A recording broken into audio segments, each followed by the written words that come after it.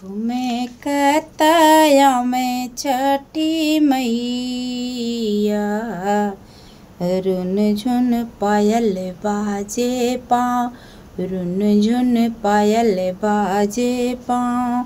ठुमे कताया में छठी मैया, रुम झुन पायल बाजे पाँव, रुम झुम पायल बाजे पाँव।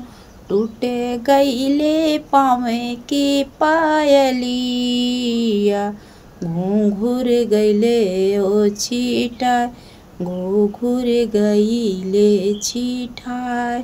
टूटी गईली पाँव की पैजनिया, घूंघूर गईले छिटाय, घूंघूर गईले छिटाय।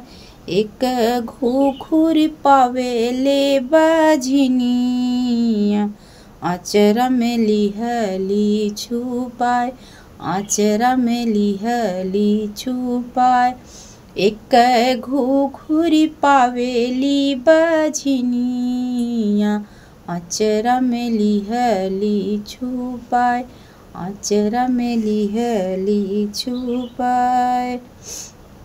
अरे बाझिन गोदिया खेले लाहोरी लवा, छठी माई भैली सहाय, छठी माई भैली सहाय। बाझिन गोदी खेला थे होरी लवा, छठी माई भैली सहाय, छठी माई भैली सहाय। ठुमे कताया में छठी मैया, रुन झुन पायल बाजे पाँव, रुन झुन पायल बाजे पाँव।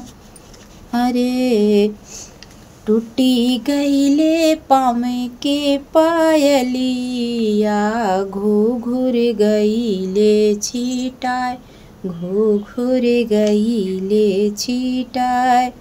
एक घूंघूर पाए नीर धनिया, दिहले झोपड़िया छिपाय, दिहले झोपड़िया छिपाय।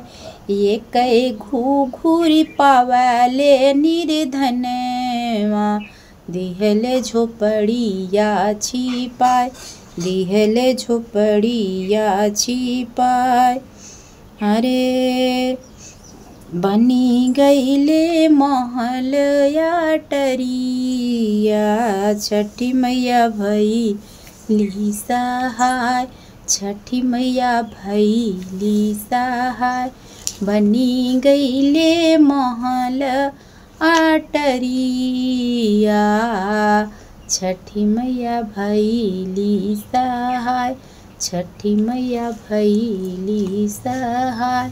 झुमकताया में छठी मैया, रुन झुन पायल बाजे पाँव, रुन झुन पायल बाजे पाँव। प्रेम से बोलिए जय छठी मैया की। नमस्कार।